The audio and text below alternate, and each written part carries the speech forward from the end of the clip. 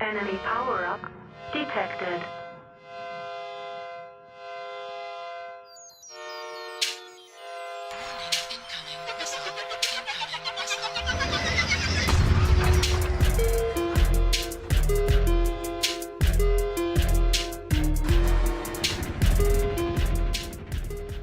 This is Incoming Missile, a MechWarrior Online podcast.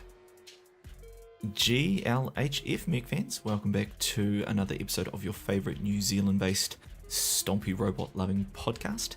We're back again today, and we are bringing you the first in our Target Lock series for 2019.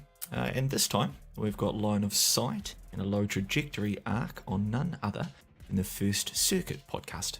Now, if you weren't aware, the First Circuit are a group of YouTubers and Twitch streamers who get together and give their input on MechWarrior type games and related topics. It's a fantastically irreverent and casual conversation between a group of MechWarriors and friends, and they get together and talk about what's happening at that point in time in the world of MechWarrior and those related titles. Now, they do often have guest hosts on, and the names that you might remember or voices that you have heard do include Byter, Lord Majestic, OldBob 10025, IanDresarie, Commander Lemming, Snuggles Time, TTB, Brios, Bat Duck TW, or everyone's favourite casual MechWarrior, Larsh. Now, it's a lot of names, and you probably recognise them, if not from the podcast, then as MechWarrior streamers as well. And you know, general YouTube personalities. So they do a lot related to MechWarrior. So if you haven't checked out the podcast, then certainly go and check out some of the individual content as well. Now, with so many taking part and so many contributors, it is a pretty interesting conversation that they have. They do often go into the weeds, but are generally a group of guys getting together and having a good time. And the fact they're able to organise so many people across so many different time zones is pretty amazing. So yeah, well done to them. Now, a couple of things before we did get into the main topic. The first is a reminder to check out the Martial Olympiad Reborn, which is the new 8v8 competitive league that's starting up very, very shortly. So competition does have a new home. So make sure you are getting a team together and registering. Jump on Reddit and check out the recent post by Just Call Me Ash. There's also a couple of posts on the MechWarrior forums under competitive play, one by Ash and another by Live. So it should be a great tournament, even though it's basically being run by Australians these days. And yeah, we're happy to say that we are also going to play a part here at Incoming Missile Podcast. By bringing you regular mini episodes to update you on the progress of the competition.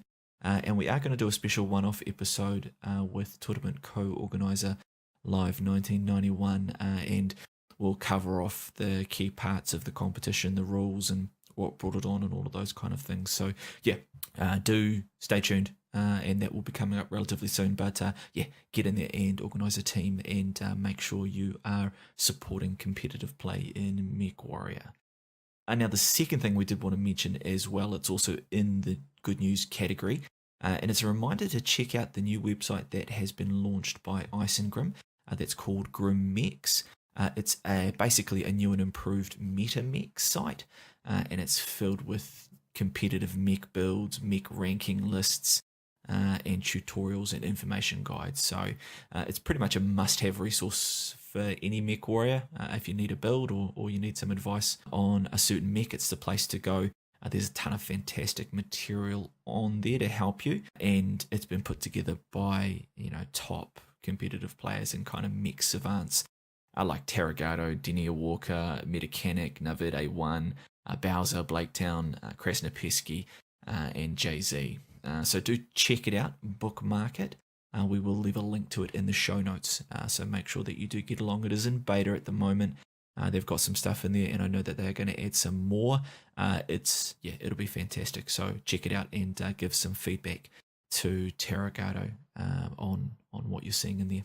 Right, so back to the episode that you'll hear today, and from the First Circuit podcast, we are talking with OldBob and Byter, who are two of the mainstays of the podcast. As you'll hear, they do bring a wealth of experience, both as content creators and as podcasters. Now, they give us some insight, I guess, into the relatively organic way that the podcast did develop, both the stuff they do through YouTube and Twitch, from the stuff that they were doing and their friendship and their time talking to each other in Discord. They talk about their approach to the podcast, and we talk about the MechWarrior community and the strength and the makeup of the people that are in there.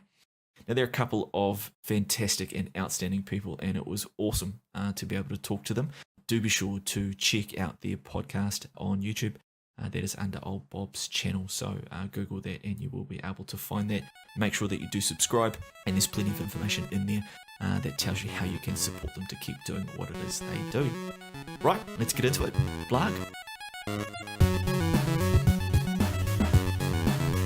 Alright, welcome back everyone. We have just been engaged in a fantastic discussion about LRMs, but we thought it was better to get started on the topic today, and as I covered in the intro, lucky today to be joined by two MechWarrior legends and two members of the First Circuit podcast. So a big welcome to OldBob 10025 and to Byter, two of the hosts of that podcast. So welcome along, guys. Thank you very much. Thanks for having us on. Blarg. And Blarg, too. I do love the Blarg thing. Can you give me a little bit of a background as to where that comes from? Is that like a Monty Python thing? I have no clue. Blarg has been in my life for quite some time, ever since like back in the, even when I played like Halo 2 back in the original Xbox. I don't know where I got it from. The most likely would probably be Red versus Blue, where they meet the alien, which is an elite in-game, who says Blarg a lot. Hold on, that's where you got it from? I'm not sure where I got it from. It's just so long ago. It's always been just a good way to basically grunt and affirm something or anything. You guys are both common fixtures and hosts of the First Circuit podcast, and of course, for yourself, OldBob, that's just one of your kind of content creation streams. There is some other stuff that you do as well. But obviously today, really keen to talk to you guys about the First Circuit podcast. But before we did get into the podcast itself, are you able to tell us a little bit about yourself and potentially the other hosts as well? What led you guys into MechWarrior Online, or probably prior to that, anything Battletech related? I mean, my history, at least with MechWarrior Online, I got into the game when Harebrained Schemes started their Kickstarter for the Battletech game. I had been backing them before for their Shadowrun games. I'd never heard about Battletech before it. And yeah, I fell in love with the MechWarrior Online. At least on Steam, I have, a few thousand hours I could have, I could take back, I guess. But yeah, I'm happy with those 4,000 hours or so. In the First Circuit podcast, I'm usually the guy who has a cheat sheet. I mean, has good intimate knowledge with the game. Cheat sheet. Tech guy. Yeah. So I usually like to be clear and concise about the various topics we're covering, and get down to the brass tacks, so to speak. As for me, God, I started probably in 1984 when the game first was called Battle Droids, and ever since then I've always been a big fan of Battletech, big gigantic stompy robots with weapons, and pretty much. And then when the platform started going to PC and PlayStation, all that kind of stuff, or like PlayStation 1 and Sega Genesis with the game, I forget what it's called though. Played that and then progressed over into MechWarrior and Battletech from Harebrained Schemes. As far as getting involved in all that kind of stuff, it's just what I love, man. I know I love the lore. I love everything about the game. It's just one of the things that's one of the greatest things I love about it, because I'm a big history type buff, and I love reading history of different things that went on from different planets and the whole space opera opportunity that's out there that a lot of people miss inside the game itself. I mean, it certainly gives it a depth, and I think a lot of people are kind of drawn to that history that goes along with it, so that you're not only playing a game, but you're doing something within a universe that's already been created. And I think a lot of people are often drawn to that in other major franchises, either games or movies. So it is, it's certainly something that for me, I enjoy as well, even though I don't know a lot about it. So, I mean, from fans, obviously, to the properties, whether that be games or content, how does that lead to both of you guys getting into, content creation and streaming or getting a podcast up and running? In fact, let's go back one, because we actually have other hosts. which is Larsh the Casual Mechwarrior, and then Ian, then a whole bunch of messload of other ones like Commander Lemming. We have Aether Mech. We have a couple other hosts that kind of like jump on Battletech, TW, and we all jumped up. But we have main force of 4 dedicated that jump in like all the time. Byter, myself, Larsh, and Ian. But of course we all have lives, and so like sometimes me and Byter are the only ones actually doing the podcast. And then sometimes I think we did it once with just one person. And it's just like we got to get the signal out there type thing. But it's a great community-like effort that we have from the First Circuit podcast with the hosts that we have. And then we have guest hosts like yourself next week, and like Majestic and a whole RJ and everyone else that come in to go help us out as well too. Well, to somewhat roll these two things together, the various hosts and how we got into content creation, at least for myself, was I got into the game MWO. I was interested in seeing what other people were saying about the game, builds and all that kind of stuff. So I checked YouTube. I found Larsh's channel.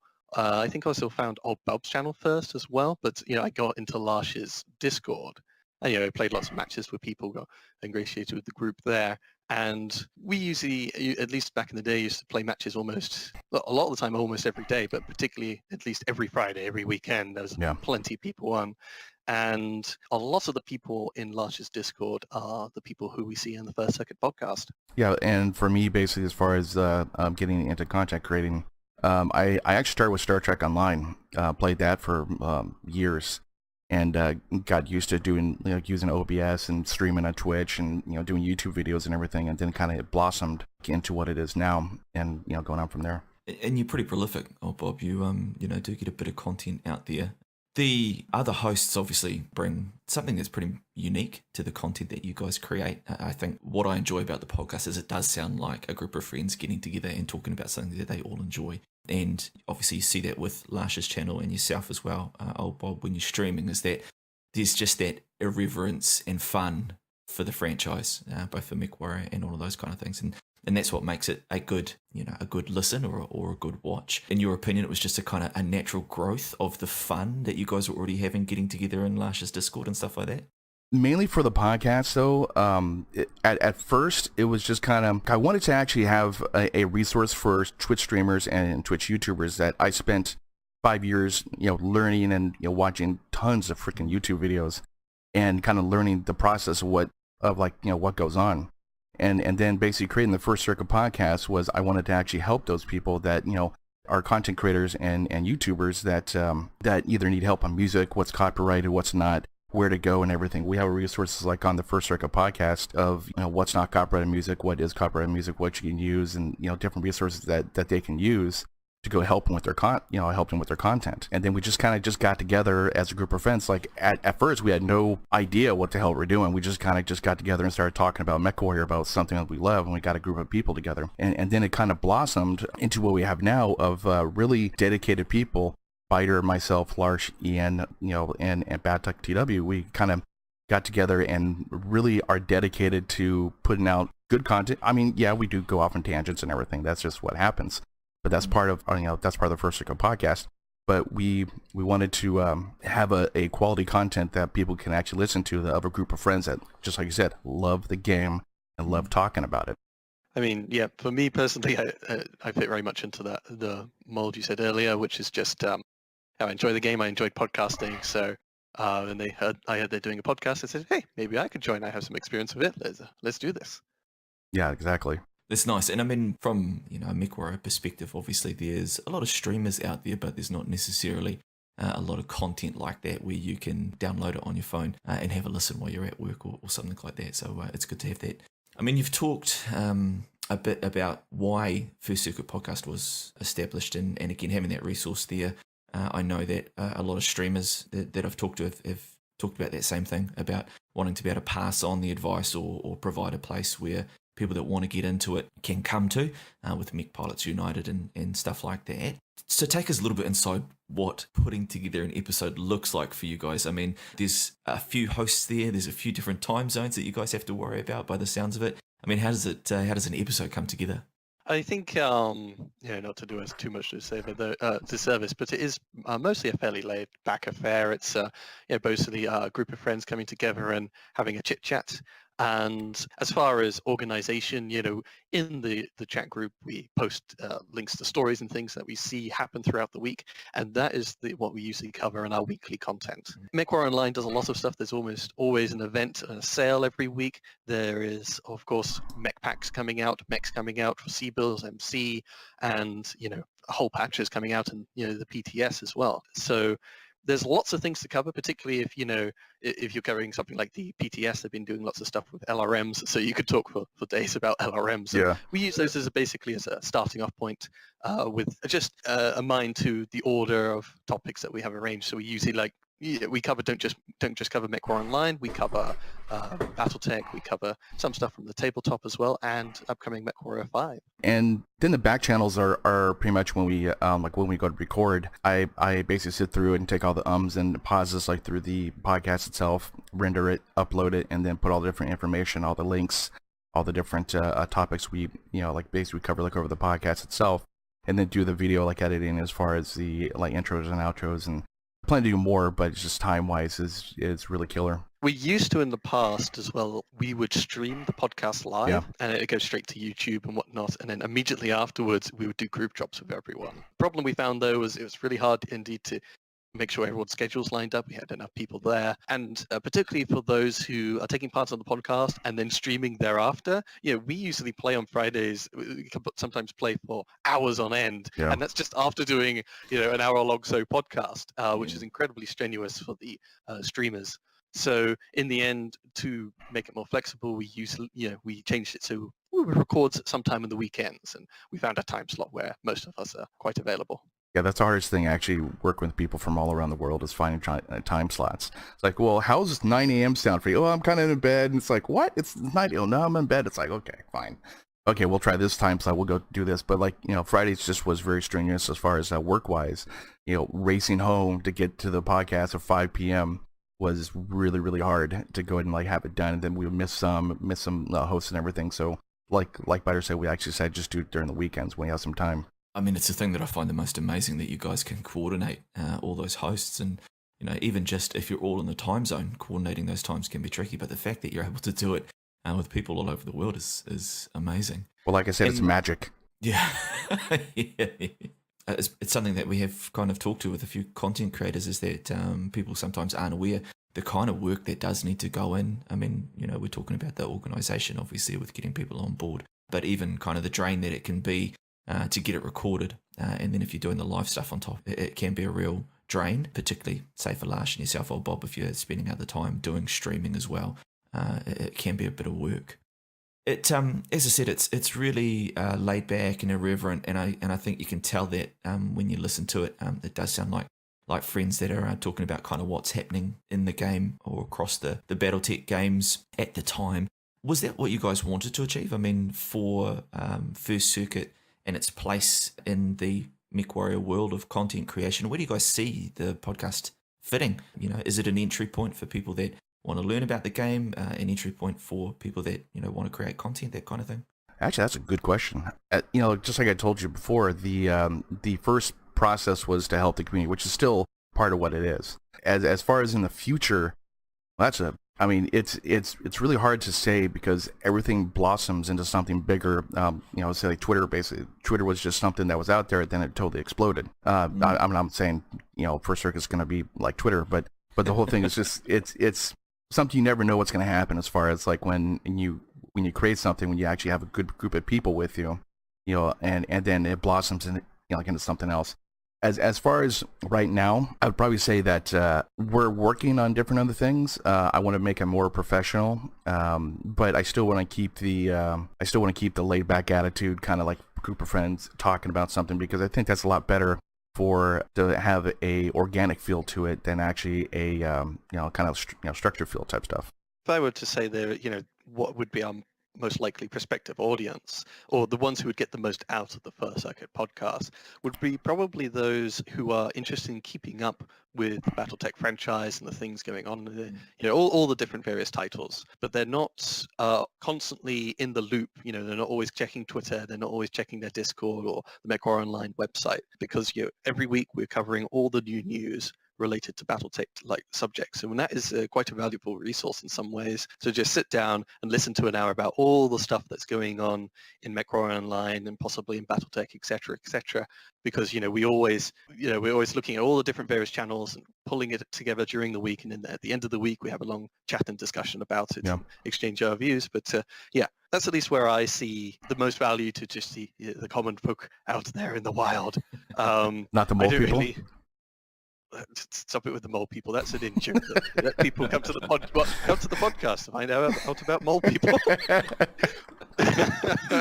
Yeah, definitely go and listen.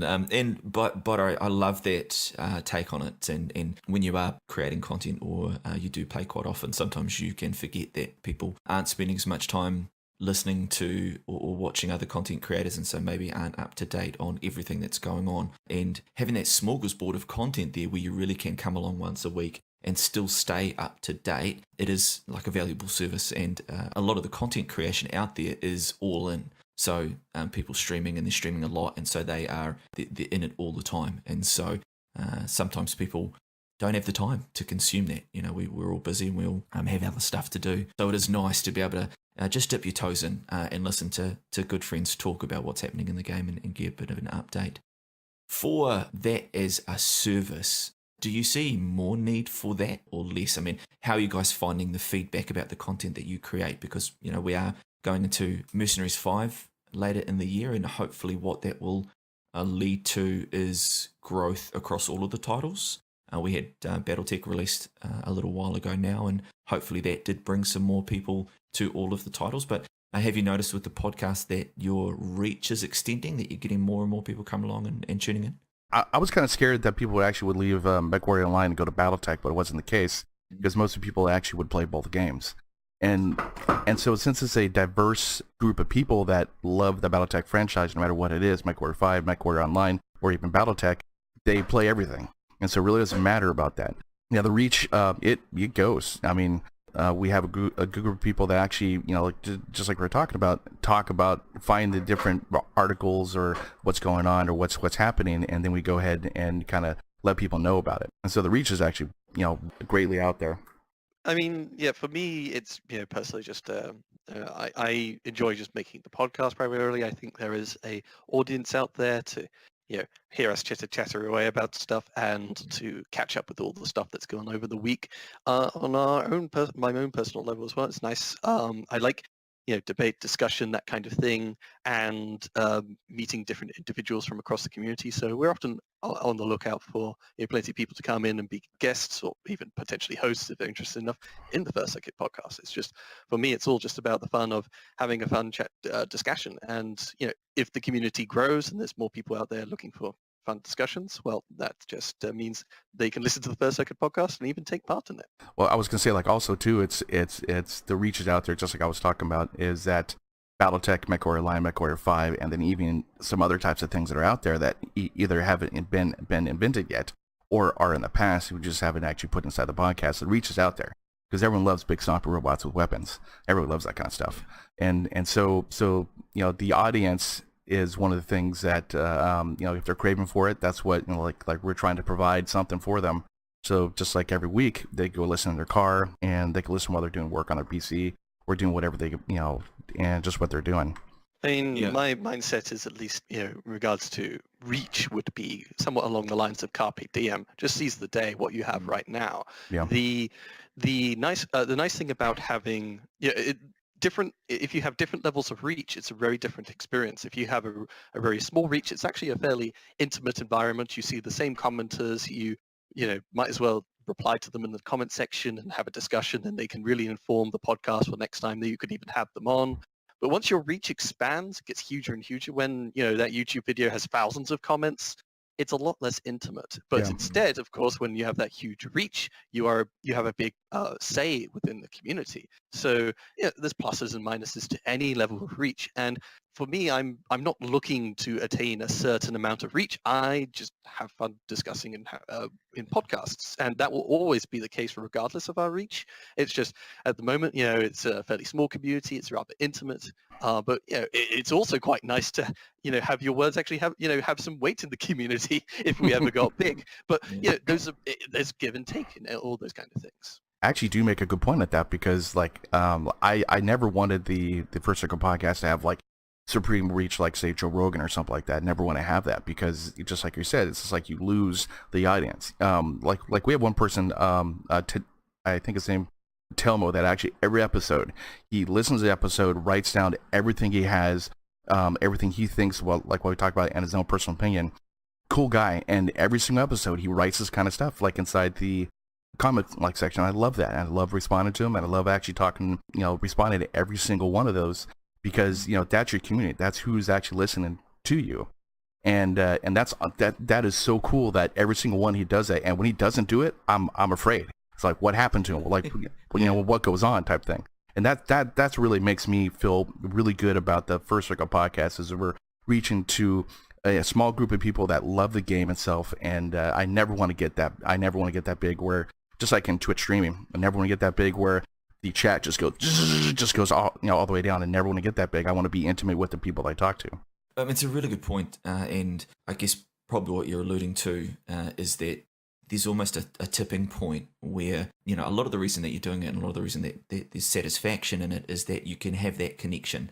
And it's one of the cool things I think about the MechWarrior community, is that it is a relatively small game in the bigger scheme of things. And for the people that do create content, streamers that I've talked to, it's that same kind of attitude, is that you like it to be big so that it's successful and that there is a bit of reach, but you want it to be small enough that that connection to the community is still there. And because the community is such a good one, it's small, it's passionate, it's fun. If you lost that, you almost lose the point of the content creation. No one's doing it to become the next big Twitch streamer. Everyone's doing it because they want that connection and they like the community.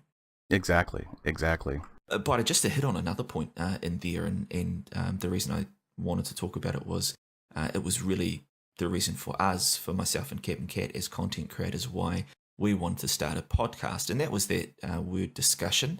I think podcasting and what you guys do is relatively unique in the content creation world, in that there is some active discussion. And whilst you can do it on stream, most people do tune in to Twitch streams to watch, and players in the popular Twitch streams often involve people that are really good at the game, and people are tuning in to watch those high skilled players play. But I think what's really good, and a sign that the community is thriving, is if there's good discussion out there, good positive discussion about the game and about those factors around it. Is that something that's important to you guys, to kind of promote the conversation, promote the discussion around the community? Yeah, I would say podcasting, the style like we do in the First Second podcast, is, from my perspective at least, something very distinct from all the other types of discussions you have about the games. The thing with watching Twitch streamers is, you can comment at them and, ask for their opinions on things, but it sometimes becomes a rather one-sided conversation where it's, what's your opinion on X? And then they'll talk about X.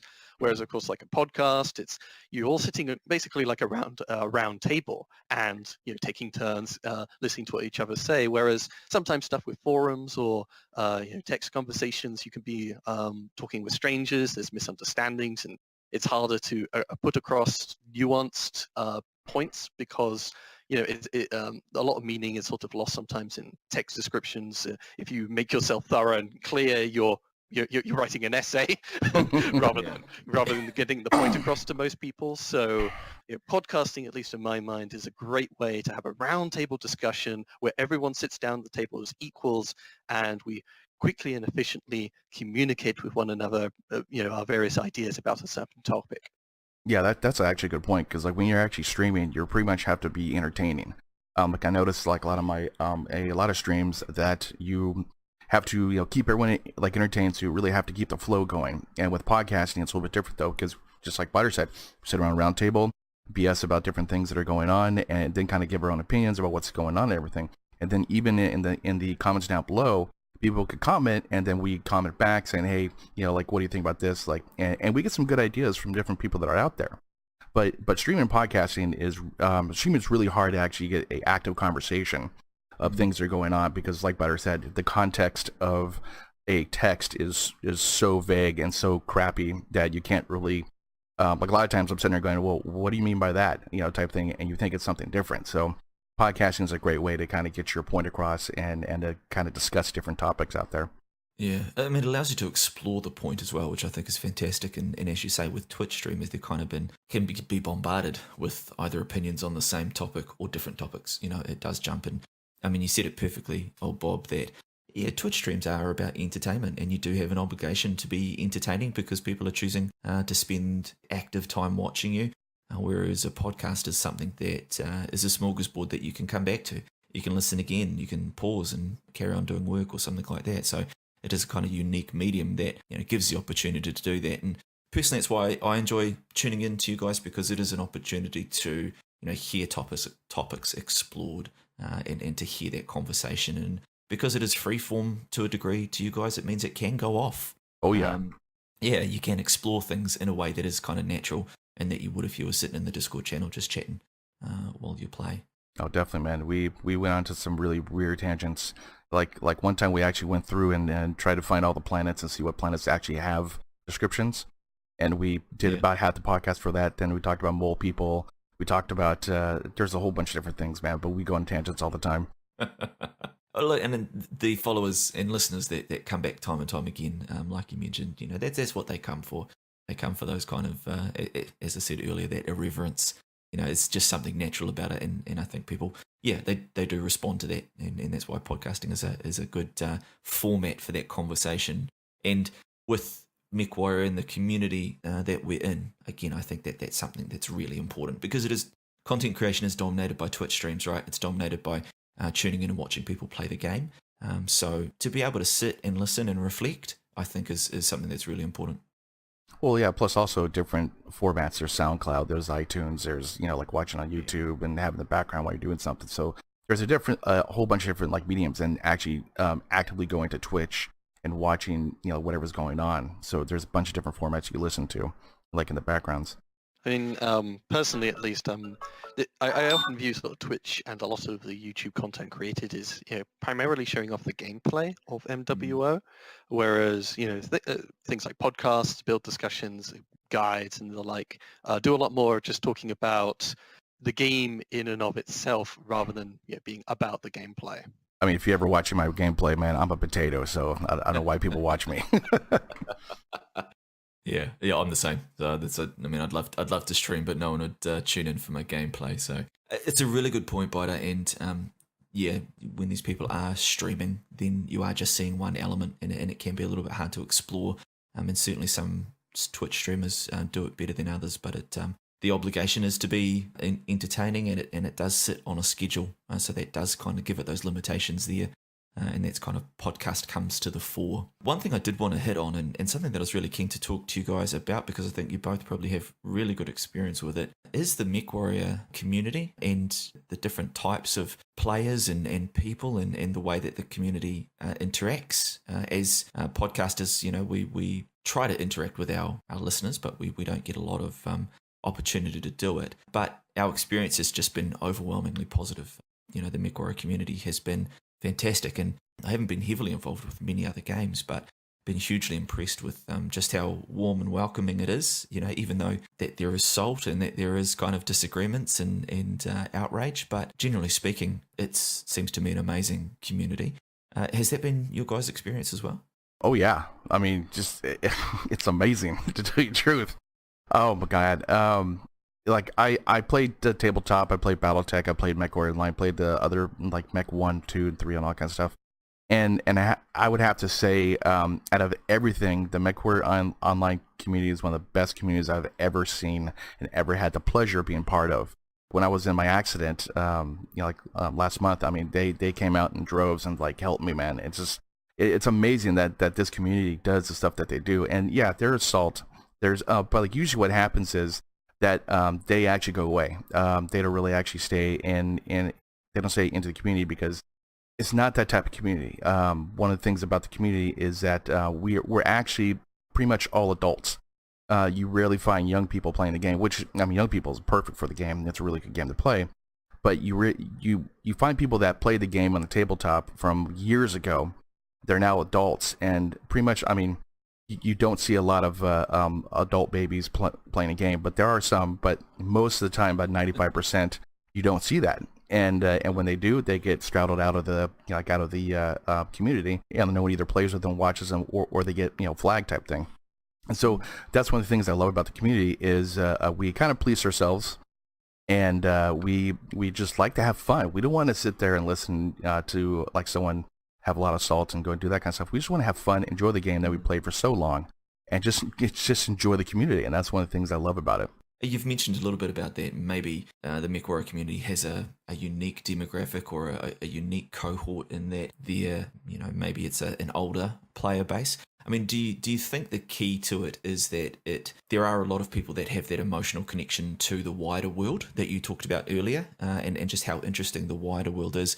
You can come to the game through many avenues. You can either enjoy even just a first-person shooter, you can enjoy stompy robots, or you can enjoy the lore and that kind of stuff. But you've come through some kind of emotional connection. And do you think maybe that's why the community tends to endure, that it tends to be quite supportive, is because people are there for reasons that aren't just the game? Oh yeah, definitely, by far. Like I come from the lore aspect and from playing the game from 1984, and so I love everything about it. And so like anything I can do to help out the community as far as getting getting the word out about the game or doing something like that, I would actually do it no problem. And just like demographics is they grew up playing this game, so they have a love for this game. Now let's say Fortnite or games like that, when people play that, it just came out, so they really don't have, there's really no lore, no aspect to the game itself, and so they're just there to go play the game, first person shooter, and kill each other.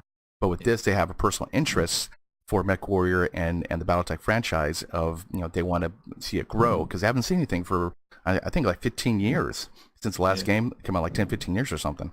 So they want to see this game be completed and be out there. Whilst I think the lore is quite interesting, there's a lot of people who come from many different backgrounds and things, and I would say actually the gameplay is actually still one of the biggest things I would focus on in regards to how loyal the community is, how dedicated the community is. It's MechWarrior Online, the Battletech mechanics and all this and that there's a lot of depth and complexity to them. There's a lot you have to learn. There's a very high barrier to entry, which is why indeed the community isn't necessarily as big as, the more accessible games out there. It's usually a much more mature audience, etc., etc. But once you've learned those mechanics and systems, the game is very, very engrossing. And the lore is just sort of, to me at least, a little bit more of a cherry on top. That there's just so many channels out there like Barrow and whatnot, and also the Twitch streamers. It's a lot about just experimenting in the mech lab, coming up with different builds. There's so many mechs in the game, so many different iterations and ways you could build the mech, so much you could discuss about all the various mechanics. There's a lot to get your teeth into, and that is why a lot of people are kind of stuck. Their teeth are stuck. It's such a good point, Byter. And I'm like you, I fall into that category. I hadn't had anything to do with the franchise previously. It's the gameplay itself that keeps me there, and I just love the verisimilitude that is encouraged to go with it. I love that there is that lore and stuff there. I don't understand a lot about it, but I love that it informs what happens in the game, but it's the game itself, the mech lab, the complexity, and as you say, there's that threshold to learning. So once you hit that barrier or you get over the tip of the mountain where you are at least kind of capable, you want to stay because you've put that effort in to getting to that point. And once you get to that point, a whole new game almost opens up for you, that experimentation and that's, it's relatively unique. And that's again another reason, another draw card for people to come into the game and then stay in there. Oh yeah, exactly, and that's the thing. Even though lots of people, they've learnt the game, they've learnt the systems, they've learnt, what's better, so to speak. I often like coming to them and saying, "Oh, hey, you've got the Trebuchet M. Oh, you've just put MRM 60 on it. Well, that thing has a narc quirk, right? And with the narc quirks, it's narc and MRM has the same range and very similar velocity. You could put Pax jump jets, MRM 40, and a narc on it, and that thing becomes quite a interesting tech mech." Yeah, I'm gonna get all my builds from Byter, and it's like, oh, that works awesome, thank you, man. And, Byter's a good guy for like tech-wise. One thing that I did want to talk to you guys about, because what we do try and do in the podcast is at least have people understand the different perspectives that go into, say, balance or some of the mechanics of the game. And one of the things that I think is sometimes hard to get across but is really relevant is the reason people play the game. And I'm not particularly good at the game, and I play it for fun. So I'd like to get better, but I'm really comfortable being at the level that I am. I can play with my unit mates. I can have Captain Cat send me builds and tell me about stuff. But I play it for the fun. And so stuff like meta and some of the discussions around balance, they are meaningful to me, and I have opinions. But because I play the game for fun, I also want those balance decisions to keep that in mind. So there are people that will be really, really concerned about weapon values and the meta and all of that kind of stuff. But another perspective on balance is around people like me that do play it for fun, and whether a value is this or a value is that on something, it's not going to make too big a difference for me. Do you think that with the current discussion around balance and the future of the game, do you think that that's maybe missed a little bit, that people sometimes tune out to the fact that people like us do play it for fun, and that's what matters the most for us, and we're not going to be as concerned about weapon values or damage or mobility and stuff like that? Technically, I run in both camps. Sometimes I just want to do the best meta mech I can. I'll use a Hellbringer or something like that, and kind of use that kind of mech. And just like, okay, I just want to do really good and get my points for. But I think most of the time, though, I really don't care. I'll pop a couple machine guns on there and go to it. It doesn't really matter to me. Just like you play for fun. I play for fun. I'll pop this on, pop that on, see what happens. Sometimes, like, everyone actually has a different type of game style play, and so they have different builds of what they use, and they're good at that type of build. And you never know what you're gonna be doing, because once you actually start getting into the meta mechs, like the PPC Goss, like jumpers they had a long time ago, it just got really boring. It got really boring that, okay, he's a PPC Goss guy, and so we're gonna have to go kill him, and that's it. That's all he's using, and that's all you see. I find it more fun when there's different types of builds, because you have to really think on what type of tactics you can use against that type of mech. And for me, fun is most of the time. I mean, like I said, sometimes I'll go do meta, but I mean that's rarely though. Yeah. But fun is fun's definitely the bonus for me. Yeah, and I think that's the quintessential problem that is posed for, say, Chris and for PGI, is that the people that comment on balance, they have absolute legitimate points around weapon values and some of that up and down stuff. But meta is about preventing a dominant strategy emerging so that you have to play it or it's not fun anymore. And that's kind of the challenge that PGI have, is that they still need to make it fun for everyone. You want to make all playstyles viable, and you do want a player to be able to just chuck a kitchen sink build in there, or an irreverent kind of fun meme build, and still be able to have a good time. So you've got to work all of that stuff in, still allow meta mechs to exist, but also have the room that people can go in and play a fun build and have fun. To give my perspective on this broad kind of topic, it would be, I played the game for quite a long time. I've mastered almost every single mech out there, for the most part.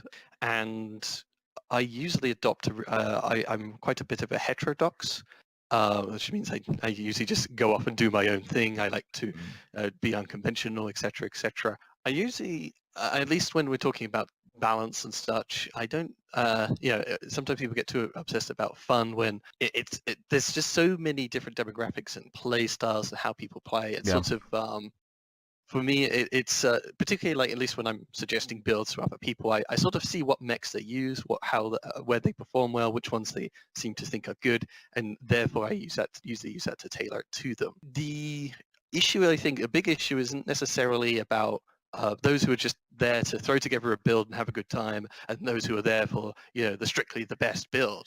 There's just sometimes the game is so complicated and so many interlocking systems, and there's not a lot of the systems aren't even documented, like clearly documented in a wiki, that there's a lot of misunderstandings out there. So they'll bring out like this LRM PTS, and upon them descends thousands of their own personal heterodox, their own personal orthodoxies and ways of thinking about the game, and all of those are somewhat valid. But it's trying to take that noise and turn it to signal, that can be the really difficult thing, I think, for at least in regards to PGI and in regards to productive discussions of balance. But like balance is just an eye of the beholder though. Some builds work for other people, some builds don't, and so it just all depends. But we find ourselves now into two different types of groups. The people win at all costs meta builds, and then the people that like really play the game and just don't really care about that kind of stuff.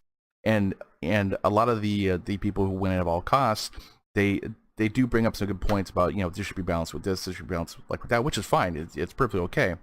But what I find myself is that when you have people that are like win at all costs, the salt level goes up, and then you really don't want to do anything like with them type thing, and that the game progresses into you either win or you just quit the game or rage quit.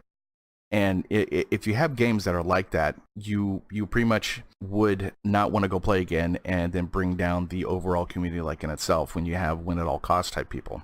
Yeah, this is a very, very, very, there's so much to this topic. It's why, that is the fun of sometimes of podcasting. You could go into extreme detail of, each weapon group, each weapon system, and, just how it all works together, all the mechs they can fit into, and how people typically build their mechs, what the optimum build of the mechs are, what those who think the most optimum mech build of the mech is, but actually isn't. For me at least, my usual, I mean, it's maybe a bad example. Like, I usually find that the smaller mechs are very fast and agile. They're able to spread damage quick and easily to the arm. So I usually put a lot of armor in the arms, and I usually criticize anyone who takes them off because they make themselves into glass cannons. But a lot of the more meta people in the community will strip a lot from the arms to get just that extra little bit of performance. And for me, survival is everything, or way more important than just those few extra KPH. But that's all a matter up for debate. And look, without going into the weeds too much, I mean, we've dedicated many an episode just to aspects of balance, let alone the whole topic. But it's one of the cool things about it is that you can come at it from the different perspectives, and really that's the challenge that PGI have, is that how do they work towards balance, and how do they work towards a balanced picture that will work both for the people that are trying very hard to win and trying to find the best way to do that through meta builds, and the people that are just happy to get in there and play with whatever and everything in between. So it just does kind of paint how difficult that picture is. But I do love, again, how in a podcast format or something like this, we can throw around those points and discuss the various pros and cons. I was just vaguely, at least, my hope is that hopefully podcasting and discussing it in this kind of format, it improves generally the quality of discussion, where you can hopefully bring forth points of arguments and really make your case. Whereas sometimes if it's in a forum, if it's text or just asking a streamer a question, more out there questions are just, you don't have the time to broach them. Like and a simple example would be something like consumables. One could try and make the argument, remove consumables from the game, but that changes so much. It's something you need a roundtable forum discussion for. It's something that gets a bit too trivially dismissed out of hand on the forums, or at least it's harder to make your case in that scenario. Yeah, true. Yeah. I mean, I couldn't agree more. And we are tending towards a bit of a culture where tone is lost, where we communicate through social media and some of these platforms where there isn't the back and forth. And as you guys will know, with having multiple hosts on your podcast, the back and forth and that tennis match of opinions, that's how you get to the best idea for everyone. There has to be that discourse there. So that people can present things that you haven't thought about. And that does get lost a little bit, I think. If you call them an idiot in the first 10 minutes, you're stuck with them for an hour. Yeah, exactly. So, one of the things with podcasts is that you do have that ability to introduce a bit more tone, to explore things a little bit more, have a conversation that's a bit more long form, rather than just restricted to a number of characters, or without the ability to lace any tone or subtlety, or to walk back any insults that you might make early on in the conversation. Well, the first point is not to have any insults. That's the whole main thing, though. It's the art of good conversation. All right, guys. Well, just wanted to finish up by throwing a few quickfire questions at you as a bit of a tradition for people that we talk to, just to find out where they sit on a few very, very important scales. The first one for both of you, did you have a favourite mech? Uzil. It depends what context you're talking. MWO. Yeah. Well, yeah, but like in Solaris, my favorite mech would be the Spider Hero. In Quick Play right now, it would be the Hellfire. Historically, it would be the Vindicator 1R. And to reference to people would be the Slowpoke. Okay, fine. Solaris, none, because I don't play it. MechWarrior Online, probably the Uzil. Probably tabletop would be the oh god, what's that Goss one? The Hollander. Love the Hollander. And yeah, so those are mine. Good answers. Excellent answers. Okay, your favorite iteration of the property. So do you guys enjoy tabletop more, the RTS with Battletech, the first-person shooter with MWO? What's your favorite version of the Battletech property thus far? MechWarrior Online for me. I would say pretty much everything. It doesn't matter. Like granted, I haven't played tabletop for about 2 decades, but I plan to like in the future. But I would say just everything. It doesn't really matter if it's MechWarrior Online, Battletech, MechWarrior 5, or even just a tabletop. Everything about it I'd love. And yeah, I'll just go from there. Nice. And clan or Innersphere? Innersphere. Period. End of story. Yeah, I generally would have to go Innersphere and MechWarrior Online. They're the tankier faction, the quirkier faction. They're much more about slugging backwards and forth. It feels much more rock and sock and robots. And hell, even in the lore, IS is much more about bringing axes to enemy face. Exactly. Oh, love it. Plus, they're also harder to go play against the clans. Clans have a lot of advantages that the Innersphere don't, so it makes it a lot harder to go play against other people that do have clans that take the easy button. I like the underdogs rather than the Mary Sues. Same here. All right, guys. Well, I have really enjoyed the conversation today. If we can close by just giving us or giving the listeners an idea of where they can tune in and how they can support the work that you do. Oh, well, actually, one thing, just be part of the community. Another thing is we also do have SoundCloud. In fact, I'll give you all the links down below, I guess. And then also on OldBob10025 for YouTube. But the main thing is spread the word. That's how you can support the channel. Spread the word. Like it. Go ahead and go on Twitter. Go on YouTube. Like the videos, and then comment is also helps us as well as far as trying to get new content or even suggestions too. I just think if you're interested in this kind of content, come along and have a listen. If you like it, you're welcome to stay. Yep. Yep. And if you want to then be Bob's little busy bee, feel free. Busy bee. Bzz. Love it. Well, like me, guys, make sure you do hit that subscribe button on the First Circuit podcast. Just go to OldBob's channel on YouTube, and that's where you'll find these guys and the rest of the crew and the irreverent fun that they have. Well, guys, I have loved the conversation. Thank you so much for coming on, and yeah, look forward with catching up with you guys on your channel. Oh, definitely. I would love to have you on. Blarg. Blarg. Lark.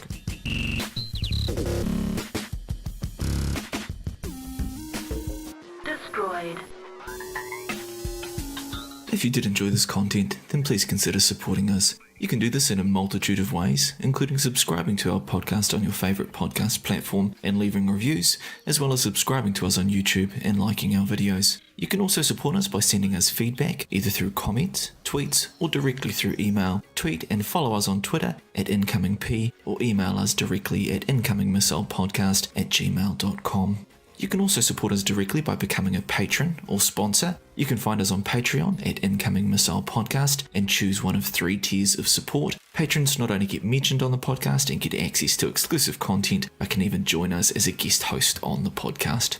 You can also opt to sponsor an episode through one-off donations, all of which will be used as giveaways for our listeners. So if you had a product, service, or content that you'd like us to mention, contact us to discuss sponsoring an episode.